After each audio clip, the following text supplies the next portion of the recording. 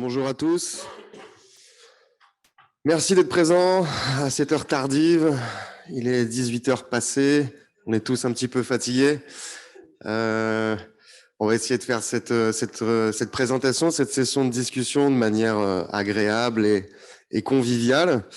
L'idée, c'est que nous vous présentions avec Maher de l'IUCN ici l'initiative que nous avons montée depuis 2 ans, qui s'appelle donc le Mediterranean Biodiversity Consortium. Notre volonté de se réunir ensemble pour avoir une action un petit peu plus efficace en Méditerranée, plus coordonnée. Donc on a des personnes en ligne qui peuvent donc lever la main et qui seront invitées à poser leurs questions, à apporter leurs réflexions à la fin de notre présentation. Et nous aurons également des représentants des différents pays avec lesquels nous travaillons, à savoir la Libye, si son représentant souhaite arriver, l'Algérie et la Tunisie. Donc moi, je suis Mathieu Thévenet, je travaille pour l'initiative pour les petites îles de Méditerranée, donc un des partenaires de ce consortium biodiversité, aux côtés de la Tour du Vala, de Medwet, de Medpan, de l'association méditerranéenne l'association pour les forêts méditerranéennes, le logo qu'on a un peu plus de mal à distinguer là, et le centre d'activité méditerranéen de l'IUCN, donc basé à Malaga, et le conservatoire du littoral. Une slide d'introduction sur la nécessité de travailler en Méditerranée. Alors, nous sommes tous méditerranéens, donc on est tous plus ou moins au courant, hein, j'imagine, dans cette salle, que nous avons la chance d'habiter dans ce qu'on appelle un hotspot de biodiversité, c'est-à-dire un endroit sur la planète où la biodiversité a particulièrement beaucoup de valeur. On compte 25 000 plantes vasculaires sur le pourtour de notre bassin méditerranéen, 17 000 espèces marines. Et puis, c'est un hotspot, c'est caractérisé aussi par sa fragilité. Vous savez qu'on a une espèce sur 5 de vertébrés qui est en danger d'extinction. Et on a 48% des zones humides, donc ces zones qui sont particulièrement intéressantes d'un point de vue écologique, qui ont disparu, donc près de la moitié, depuis 50 ans, selon les données de nos partenaires spécialistes des zones humides, donc la Tour du Vala et Medwet. Alors, toutes les personnes que j'ai citées avant, le conservatoire, l'IUCN, Medpan, on a l'habitude de se voir dans ce type de rencontres, une fois par an, 2 fois par an, dans les différentes COP qui nous réunissent. On présente chacun de notre côté nos actions, nos projets. On travaille tous sur des sites pilotes. On fait tous des actions un petit peu régionales de formation des acteurs. Et on se rend compte, en fait, qu'on travaille un petit peu trop en silo, que chaque organisation travaille également sur ses enjeux préférés, ces biomes, ces types d'écosystèmes. Bien que nous connaissions bien, parfois on travaille même dans la même ville, nos partenaires ont du mal à faire du transfert d'informations horizontales. Et puis parfois, sur nos activités, notamment de renforcement de capacité, ou lorsqu'on monte au créneau pour faire du plaidoyer pour la protection de la biodiversité, eh ben, ces activités se chevauchent un petit peu, se doublent un petit peu. Et on a souhaité montrer l'exemple, monter un système qui ne vise pas seulement à la pérennité de nos différentes activités, mais qui permettent d'avoir une action un petit peu plus coordonnée en Méditerranée. Donc, on a décidé, on a réfléchi un petit peu aux différents biomes qui composaient notre chère Méditerranée. On a bien sûr des zones humides, des forêts particulières, des zones côtières, des îles et des aires marines protégées. On a donc réuni tous les partenaires qui, selon nous, sont clés en Méditerranée. C'est ceux que j'ai cités précédemment. On a souhaité des partenaires qui avaient particulièrement une approche pragmatique, des organisations qui mettaient véritablement en place des actions sur le terrain, qui travaillent avec les partenaires locaux, avec ceux qui sont en première ligne, donc la société civile nord-africaine, du Moyen-Orient et du nord de la Méditerranée. Voilà, on a essayé de monter un groupe d'organisations véritablement efficaces et qui ne sont pas justement là juste pour faire du networking ou pour faire de la valorisation de leurs actions dans les grandes rencontres internationales.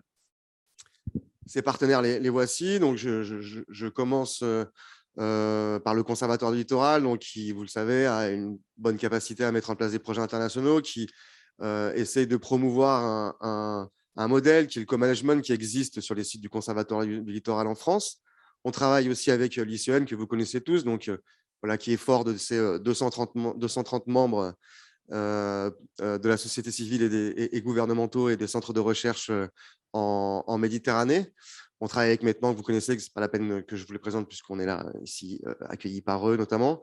La Tour du Vala et Medway qui travaillent sur les zones humides, qui ont l'expérience de plus de 40 à 50 ans.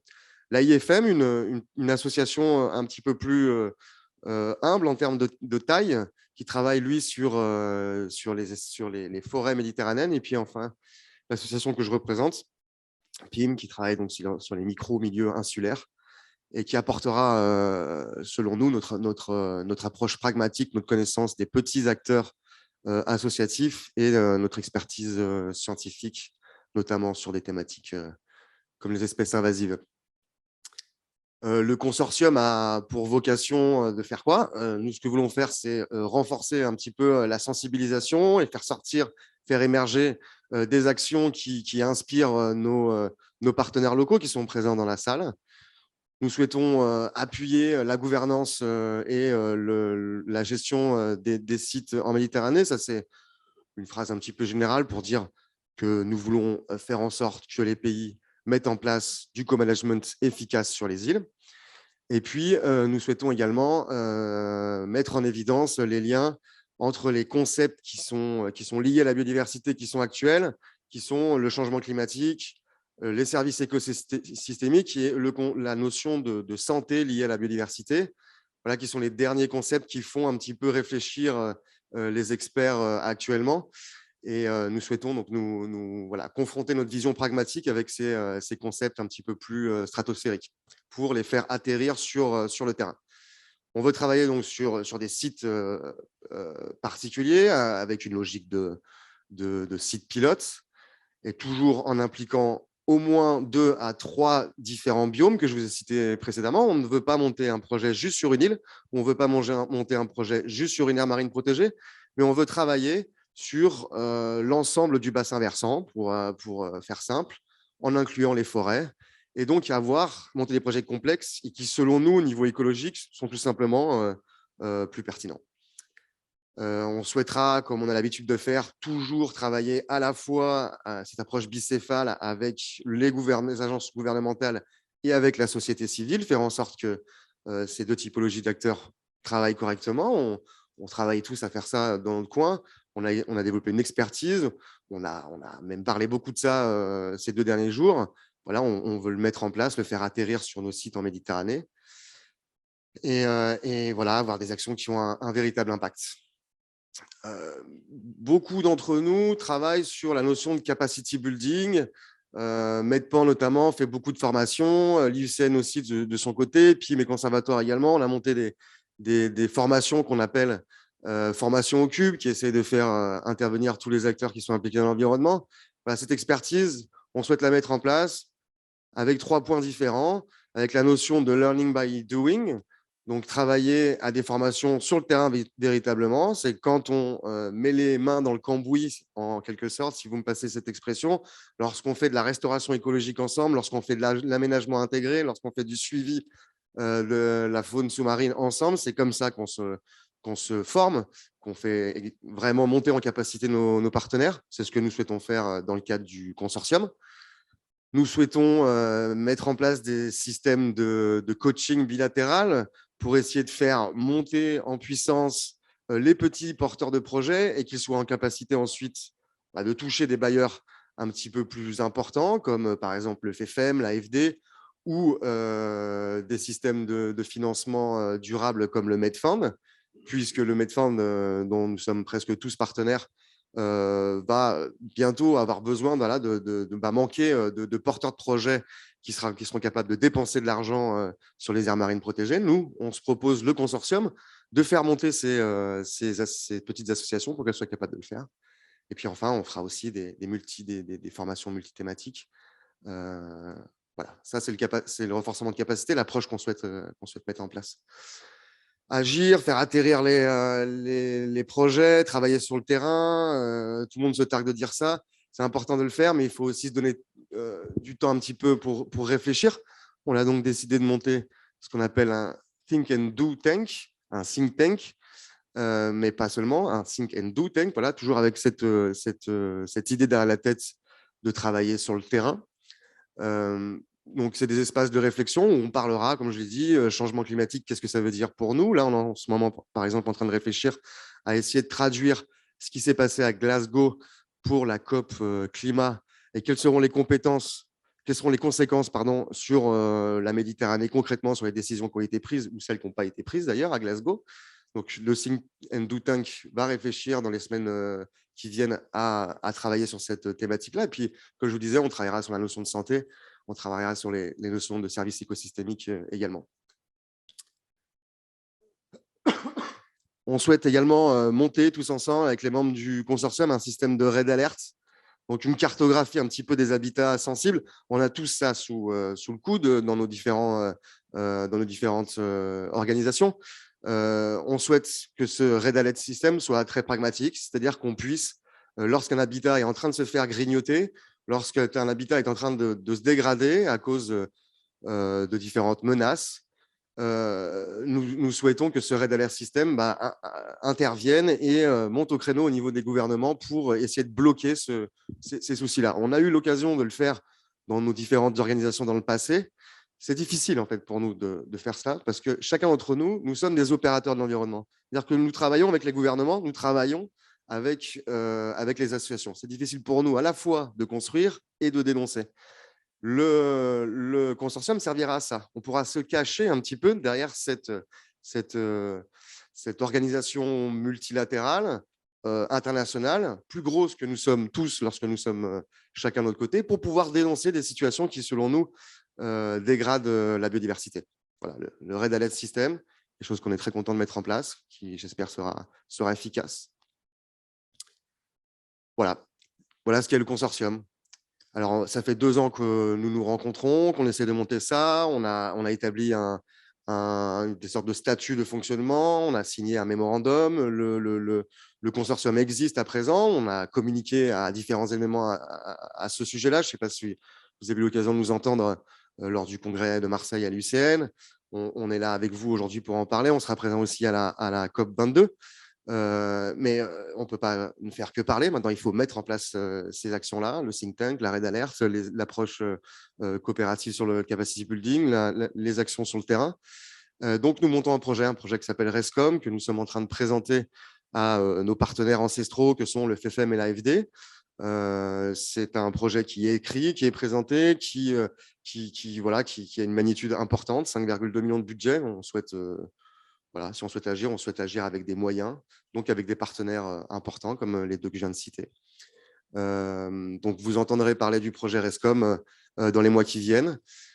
Et puis enfin, on souhaite également aider à la réflexion, notamment des bailleurs, des donneurs comme le CEPF, avec l'établissement de la Red List des écosystèmes de Méditerranée. Je vais donner peut-être la parole à mon collègue Maher de l'UICN pour parler de ça. Merci Mathieu. En fait, ce projet, c'est une invitation qui a été formulée par le CEPF. Le CEPF, pour ceux qui ne le connaissent pas, c'est le Fonds de partenariat pour les écosystèmes critiques.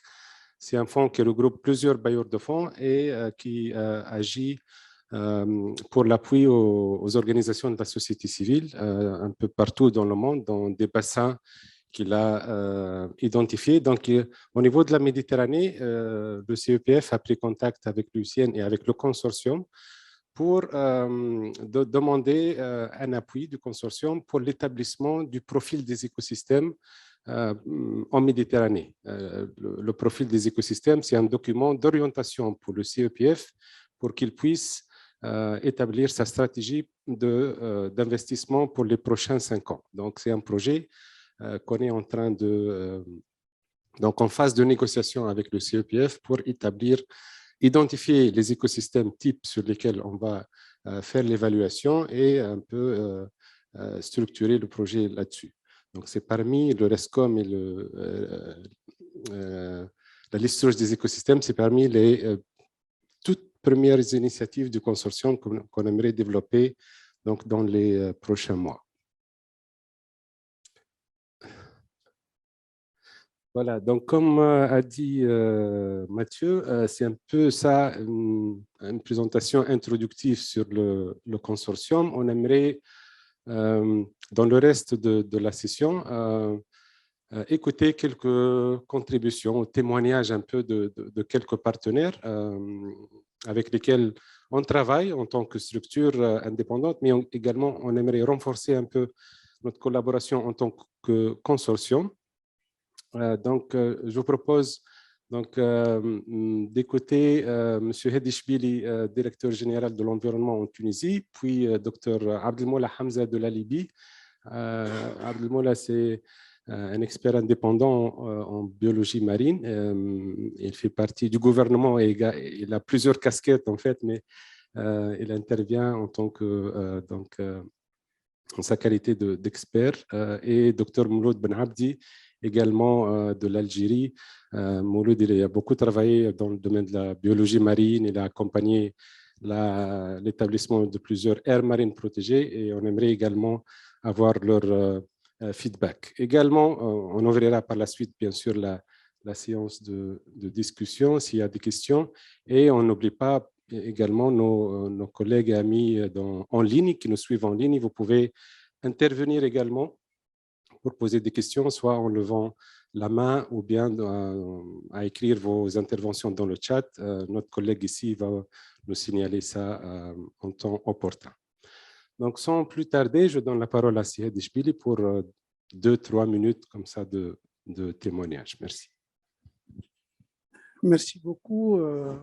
Avant tout, je dois saluer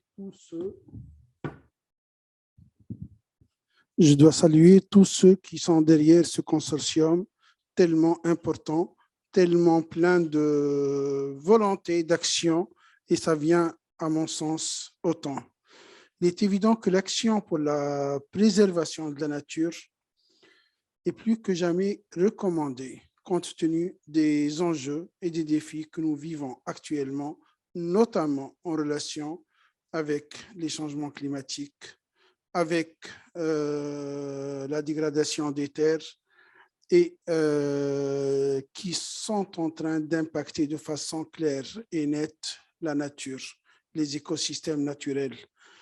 La nature, je ne vais pas parler uniquement biodiversité parce que c'est un élément de la nature. La nature ou bien la biodiversité, c'est notre sécurité alimentaire. C'est notre sécurité hydrique. Ça contribue à la préservation de notre sécurité hydrique, la sécurité en eau, sachant que nous, les pays du sud de la Méditerranée, nous sommes parmi les pays pauvres en eau, avec moins de 300 ou bien 400 mètres cubes par habitant. Ça pèse sur les populations, sur les villes, sur les écosystèmes, etc. La biodiversité est notre besoin parce qu'elle nous donne la matière première pour nos besoins de tous les jours, pour notre industrie, pour tout ça, pour les médicaments, pour la qualité de vie et pour la résilience et adaptation.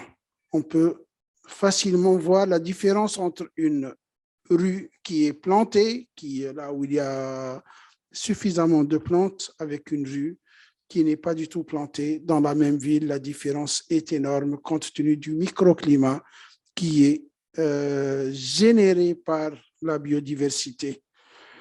J'ai dit que ce consortium vient autant parce que nous avons vécu, même si ça n'a pas fait trop de bruit, nous avons vécu durant les 20 à 30 années un déclin de la biodiversité, un déclin qu'on peut facilement sentir.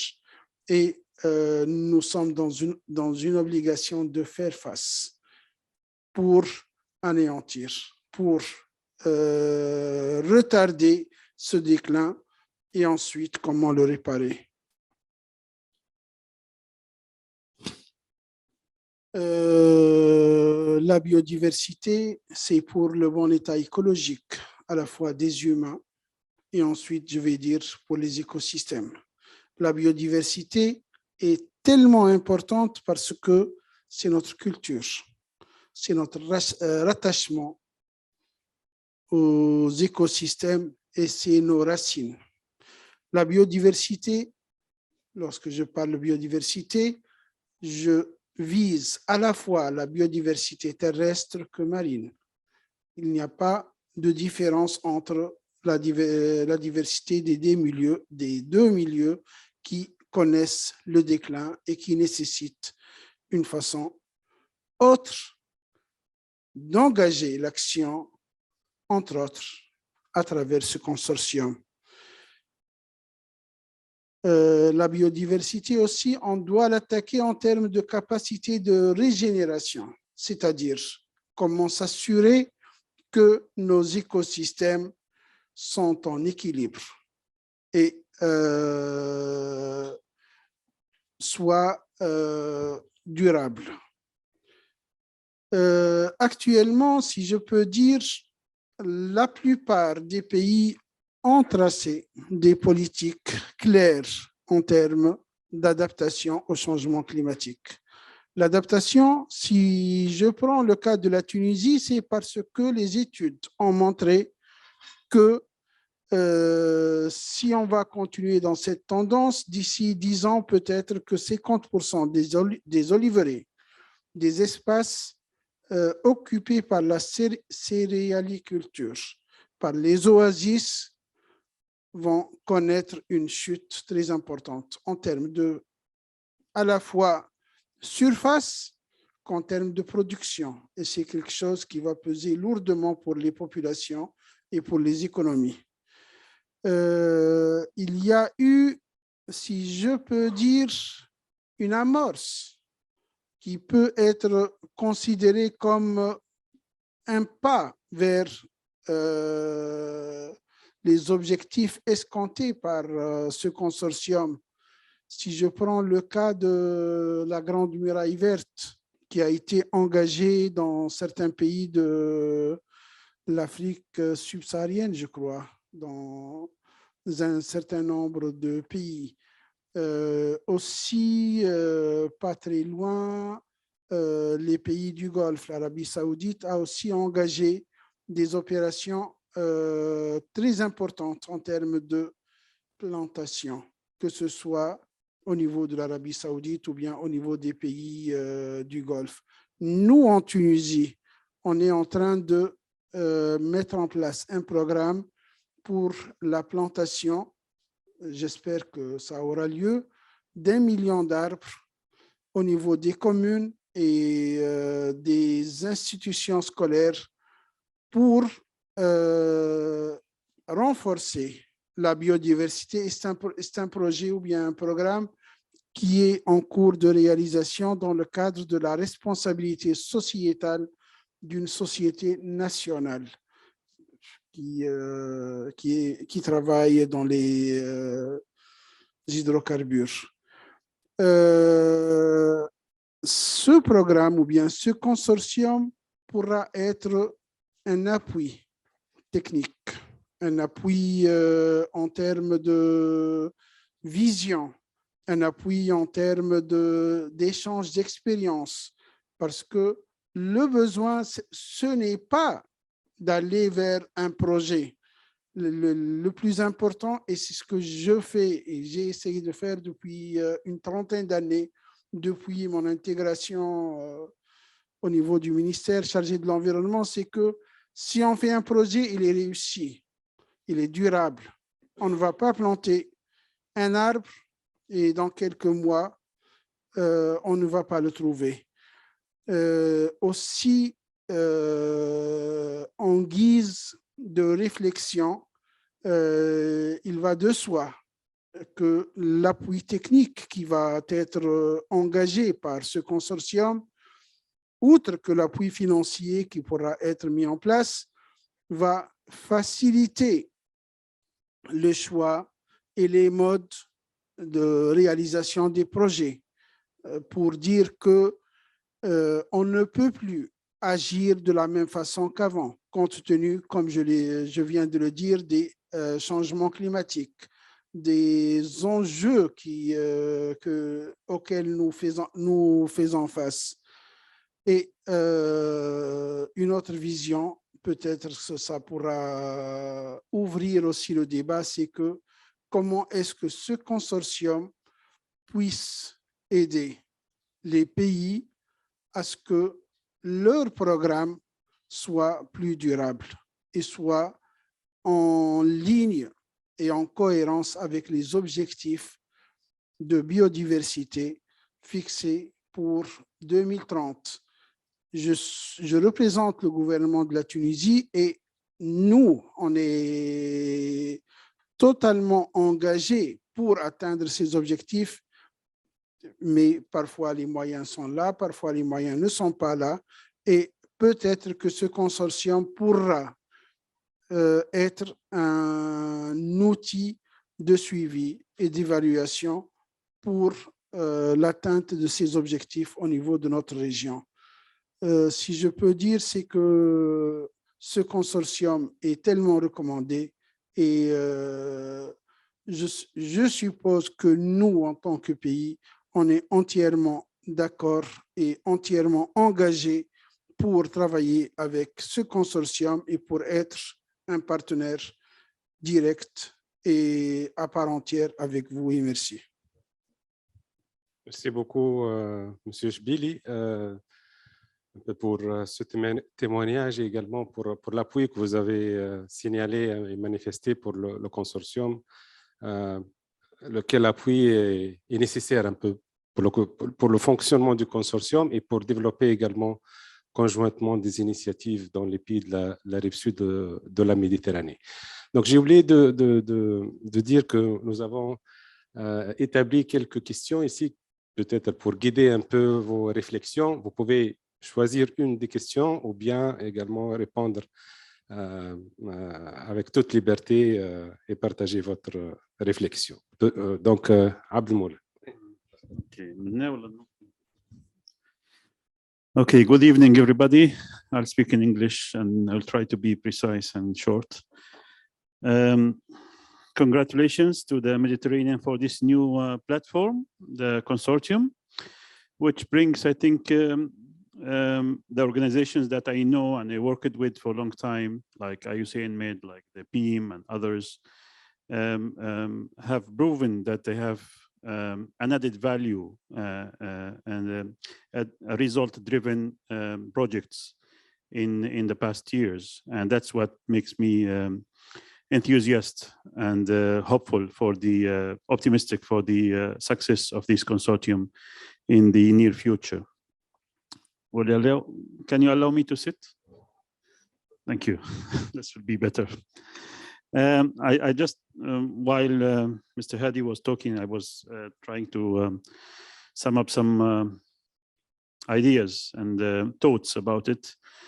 So, as I said, the experience, at least for the two organizations that I was involved with, the PIM and the IUCN Med, with the work with the civil society, we have to take note that the civil society in North Africa or in South Mediterranean countries is a growing trend. It's not comparable at all with the civil society or NGOs in Europe or North Mediterranean.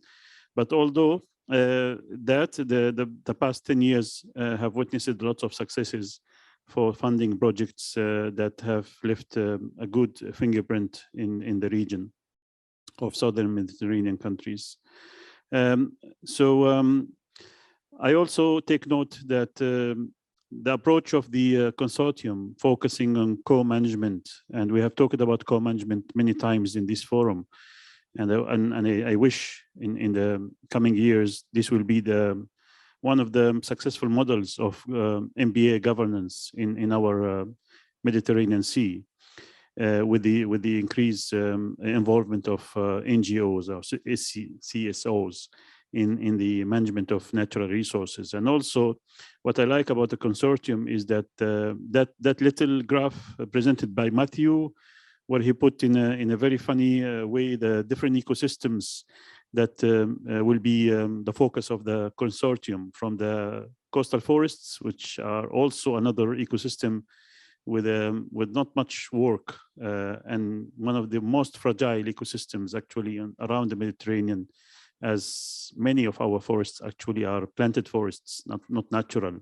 and they are the last green belt in the face of climate change and desertification in South Mediterranean Sea.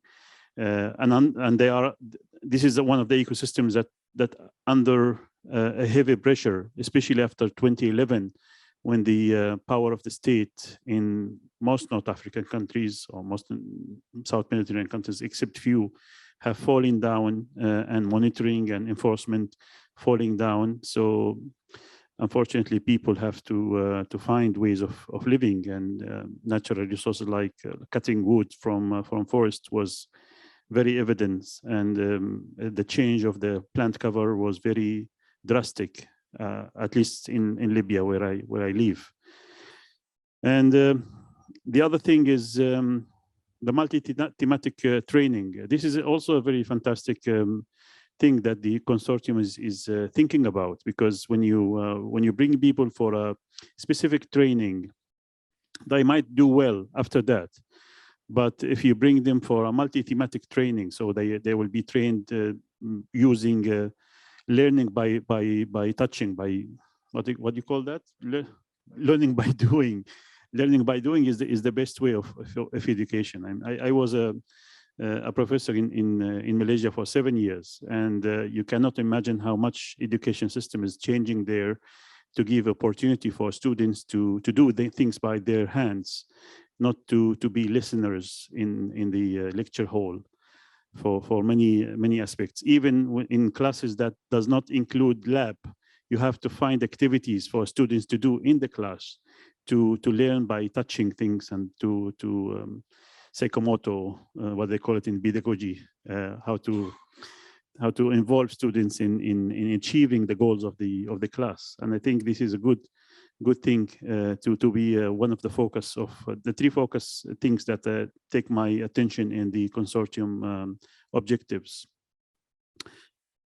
We also hope we are listening to MPA's roadmap in this forum many times, and we hope that all of this will feed also to the roadmap at the end of the day, because it will be another contribution to the roadmap. And I'm sure that in the roadmap, there's lots of points and recommendations that can fit, the consortium can fit to contribute in its achievement.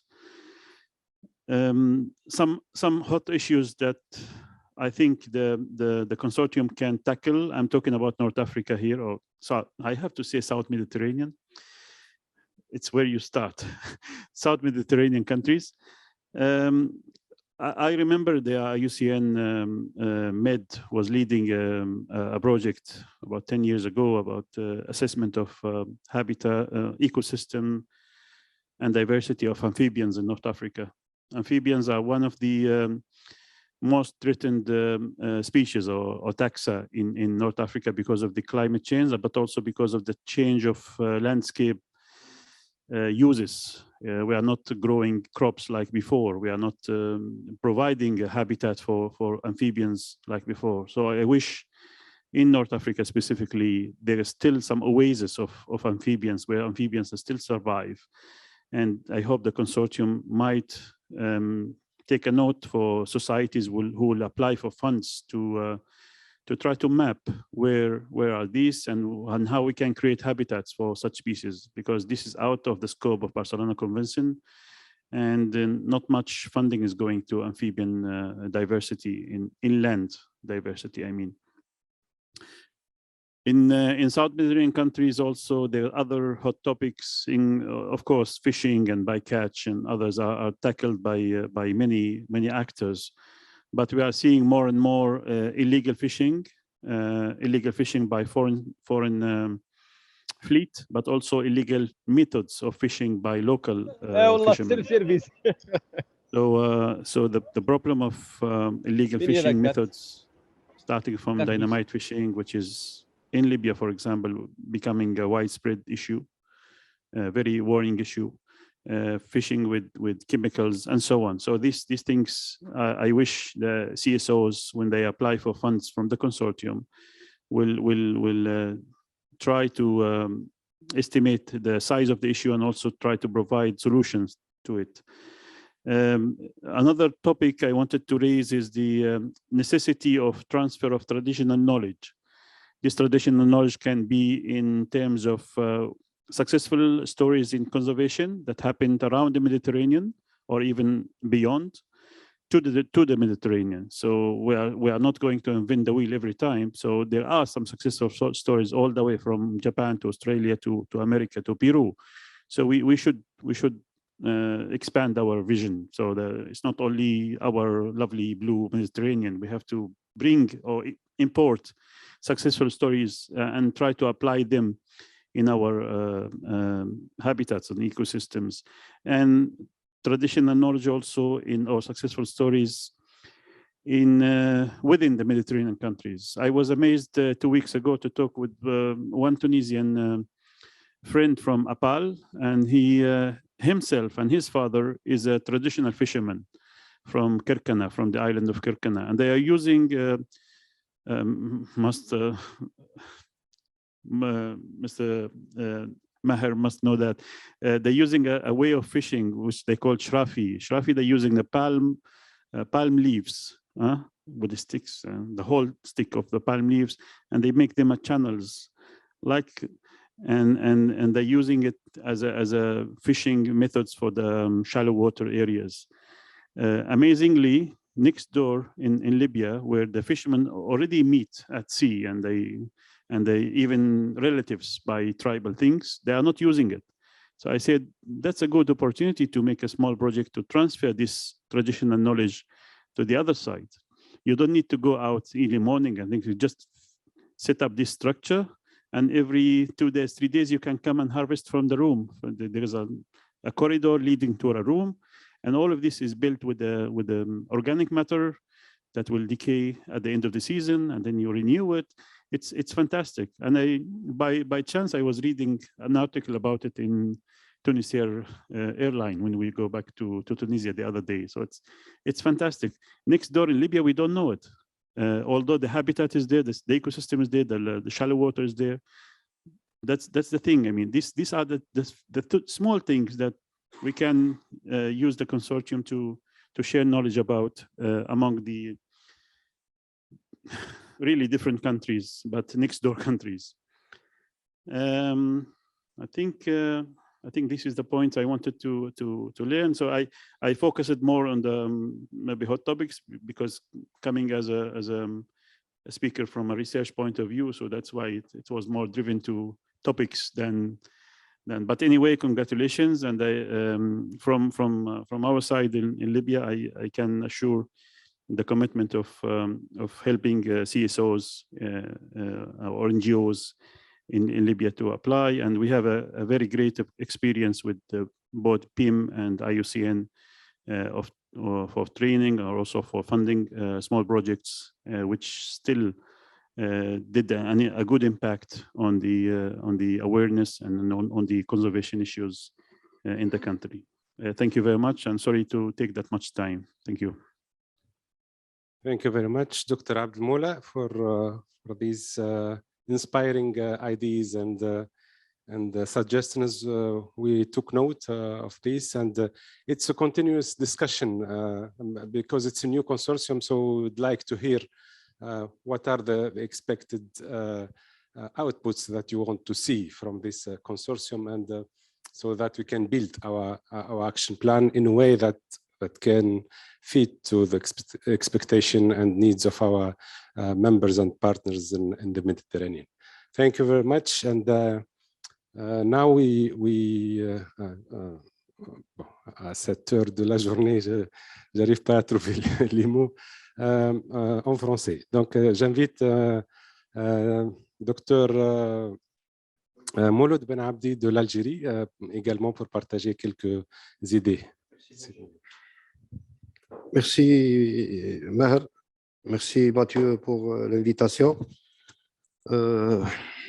Permettez-moi au début de mon intervention de féliciter cette initiative qui constitue certainement un bol d'air pour la conservation de notre chère Méditerranée.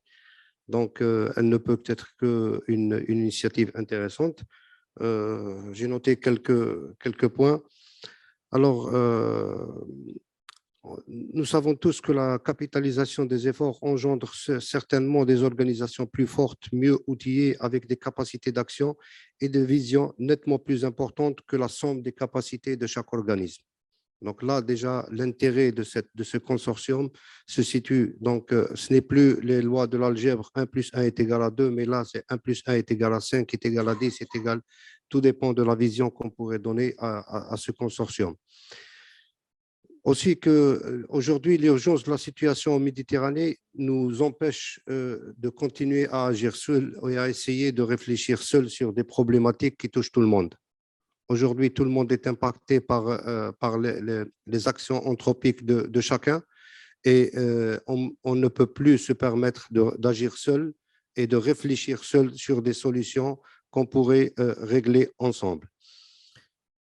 Les faiblesses des résultats des plans et des stratégies de conservation avant 2020 nous confirme ces dires et nous incite à travailler ensemble parce qu'on n'a pas atteint les objectifs qu'on s'est fixés en matière d'espace, en matière de conservation. Et aujourd'hui, cette opportunité est peut-être là pour essayer de redresser un peu la barre. Je dirais aussi que cette initiative rejoint parfaitement le concept intégré, concept de la gestion intégrée des zones côtières, qui est un protocole déjà adopté par les parties en Méditerranée et qui incite tout agent intervenant dans la conservation à prendre en considération l'ensemble des éléments possibles et imaginaires pour intégrer sa vision et atteindre les objectifs communs. Donc, cette initiative ne serait que bénéfique pour la conservation en Méditerranée et ne pourrait qu'apporter ne pourrait que augmenter en exponentiel et très rapidement les problématiques qu'on a essayé de traiter autrefois. Les exemples sont nombreux. Ce n'est ni le lieu ni le moment de la fin de journée pour revenir sur des expériences. Ce qui est bien que pour revenir par exemple au cas de l'Algérie, sur les organismes membres de ce consortium, pas mal d'organismes ont travaillé déjà en Algérie et ont essayé de tout faire, mais en agissant seuls, ils se sont souvent heurtés à des contraintes qu'ils n'avaient pas les moyens à l'époque de régler. Tantôt, ils étaient des associations, tantôt des institutions, tantôt des bailleurs.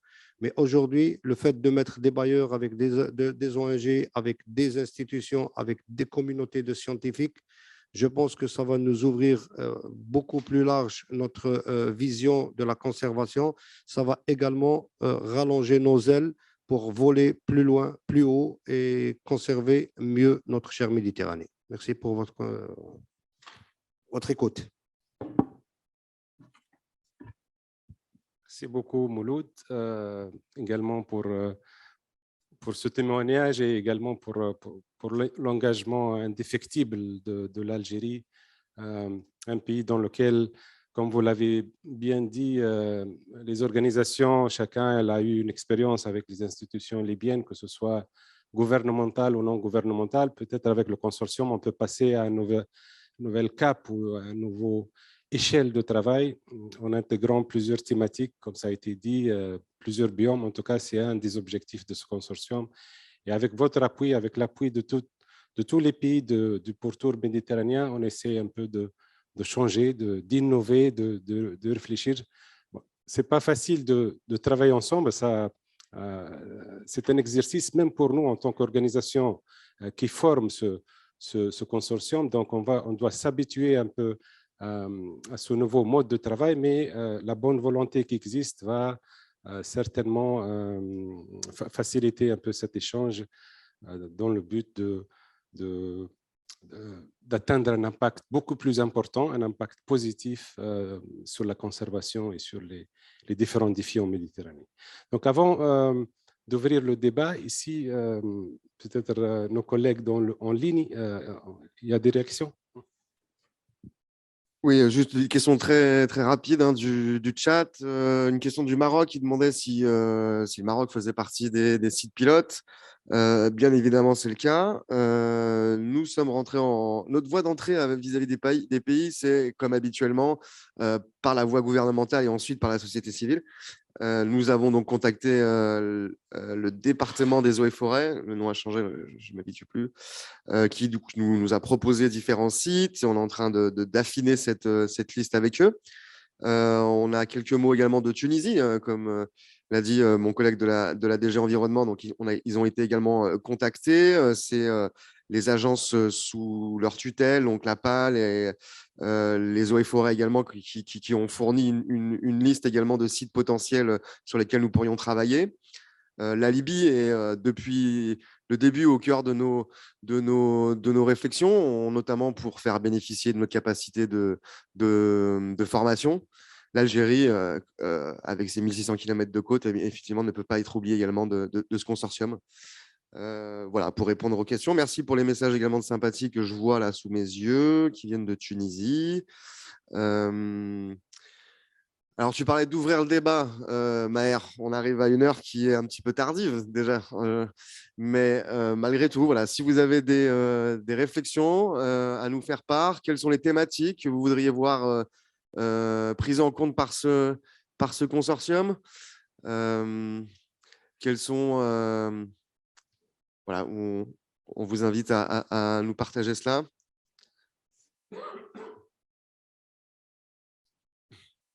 Constance. Merci. Merci Mathieu, merci Maher. Le FEFEM soutient autant qu'il peut cette initiative d'associer des partenaires de longue date en Méditerranée pour leur valeur ajoutée, leur complémentarité, leur synergie. Et on espère bien aboutir à soutenir un projet si toutefois le cofinancement est présent. On le saura bientôt.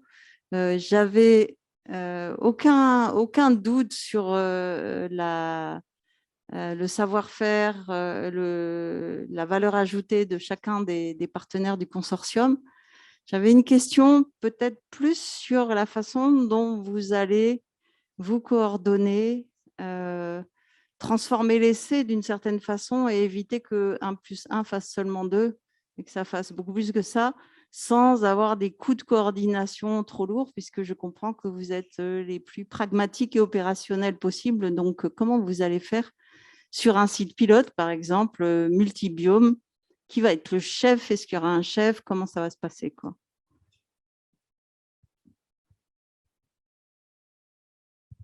Merci pour cette intervention. Le consortium, il a été aussi créé pour faciliter la vie des bailleurs. Hein. C'était pour représenter un comptoir principal pour éviter la multiplication des conventions avec les différents opérateurs méditerranéens. Hein. Donc, c'était pour vous vraiment qu'on faisait ça.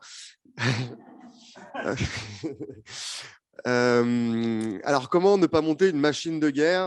Je traduis hein, en langage un petit peu plus colloquial ce que tu viens de dire. Une machine de guerre qui sera en fait plus lente que ce qu'on voudrait. La plasticité, l'efficacité, c'est ce qu'on a en tête depuis le début. C'est-à-dire qu'on s'est posé la question si on allait créer une association ad hoc, une structure ad hoc pour… eh ben, en fait, on aurait créé encore un partenaire en plus. Donc, non, on a choisi de ne pas faire ça, de fonctionner avec un MOU, un système de convention assez souple, plastique, comme tu dis, Maher, oui, qui puisse voilà, faire en sorte que ce soit facile à gérer. L'autre mode de fonctionnement en interne, il est dicté par un règlement intérieur qui fait en sorte que on ne soit pas obligé de partir avec les 7 partenaires en même temps pour un projet, puisque c'est contraignant. Ça nous obligerait, nous, PIM, par exemple, à partir sur des projets dont on n'a pas envie. Il faudra qu'il y ait au moins 3 d'entre nous qui soient intéressés pour un projet, ou 4, je ne sais plus, pour pouvoir partir. Et enfin, pour répondre à ta question sur comment on va travailler concrètement sur les sites, comment on va arbitrer entre ces sept partenaires. À chaque fois qu'il y aura un site qui est défini, on commence à voir cette liste qui commence à se dessiner, puisque le projet RESCOM qu'on a présenté au FEFEM demande cela. On aura une organisation qui jouera le rôle d'organisation d'implémentation, qui sera membre du consortium. Donc, par exemple, l'IUCN qui interviendra sur le bassin versant en Tunisie Nord, près de Bizerte, par exemple, et qui ensuite gérera seul les fonds vis-à-vis de la société civile locale. Donc, ça permettra à nos collègues sur place d'avoir un seul interlocuteur direct, que ce ne soit pas 7 voix qui parlent quand on aura une réponse à la question sur est-ce qu'on peut acheter un bateau, est-ce qu'on peut arracher cette espèce invasive. Voilà, la plasticité, la souplesse, c'est quelque chose qu'on a en tête. On ne veut pas créer un monstre qui augmente l'inertie de notre chère Méditerranée. Voilà. Est-ce qu'on a d'autres questions à ce sujet-là, sur le mode de gouvernance,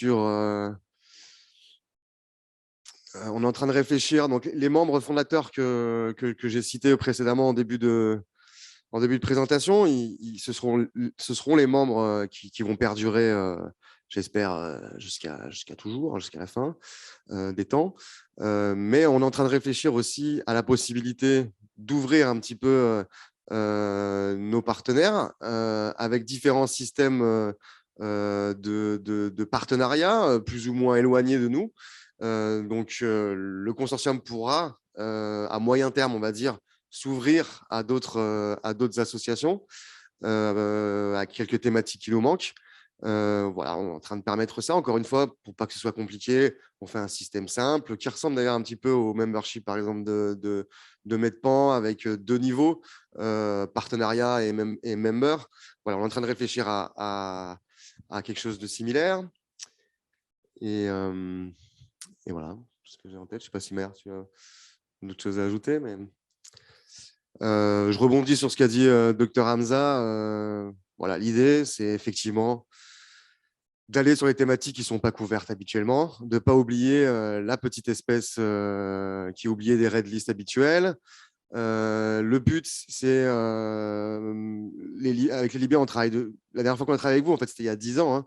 Le but, c'est d'augmenter la durabilité de nos organisations, et donc en fait de créer des coopérations qui seront plus sur une logique de projet de 5 ans, mais qui seront sur, comme notre relation qu'on a maintenant, c'est sur plus de 10 ans, puisque les temporalités des écosystèmes dépassent bien sûr celles des projets.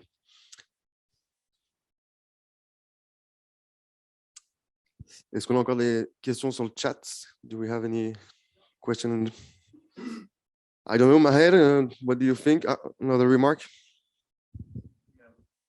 We are a small group here, and the consortium is something that's still evolving. And I would suggest, if you, in near future, you can expand this consultation to be like open ad hoc. Anybody who wanted to feedback on what this consortium should prioritize in the next years. I'm sure that you have many ideas already in your minds and in your planning, in your meetings as organizations together, and you have lots of lessons learned from previous projects.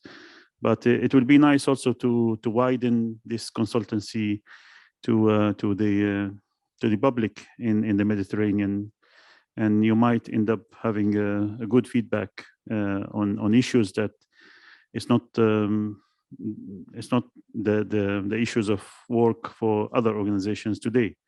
So why not to make a short survey, just a few questions, like the same questions that you pondered on us today, and give it a month and see. You might end up listening to new people, new ideas, new generation, and yeah, that will be good to democratize the consortium from day one.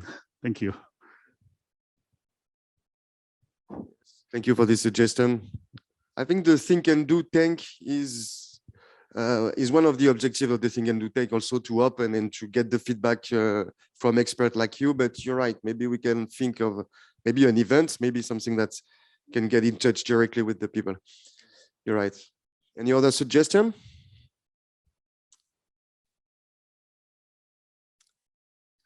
I don't know, Maher, I'll let you the floor to maybe conclude or wrap it up. What if people seems tired? Yes, everybody wants to go to the stars and the bars. Je pense que sur le plan de la communication, parce que comme toute nouvelle entité, on a besoin d'être connu, d'aller contacter les partenaires. Donc, on est en train de développer notre stratégie de communication au sein du consortium. Nous avons développé quelques leaflets, les brochures, des plaquettes. Nous sommes en train de construire notre site web, donc qui sera un peu notre plateforme un peu pour partager les connaissances, les expertises, les initiatives que le consortium pourra faire dans l'avenir, et pourquoi pas lancer ce questionnaire ou bien ce surveille pour être toujours à l'écoute un peu de nos partenaires et développer des initiatives qui peuvent répondre étroitement à leurs besoins. Actuellement, donc, nous avons ces deux initiatives qui sont en cours d'élaboration, le RESCOM et l'élaboration de la liste rouge des écosystèmes en Méditerranée. J'espère que ça sera un peu, ça correspond à une bonne entame un peu du travail du consortium concrètement sur le terrain, et à travers ces actions concrètes, on essaiera de faire les ajustements nécessaires, les adaptations nécessaires pour que ce consortium soit le plus efficace possible et répond un peu aux objectifs pour lesquels il a été créé. Donc, on arrive à la fin, comme a dit Mathieu. Donc, merci beaucoup d'avoir participé et de nous avoir suivis à travers cette session. Merci à tous ceux qui nous ont suivis en ligne et d'avoir resté à cette heure tardive. Donc, j'espère qu'on aura l'occasion de partager avec vous de nouveaux résultats, donc à travers ces projets et d'autres projets dans de prochains événements qui vont venir l'année prochaine ou celle d'après. Donc, merci beaucoup à tous pour votre écoute, et merci à nos collègues de technique qui ont assuré la traduction et le suivi du chat et des réactions en ligne. Merci et bonne fin de soirée.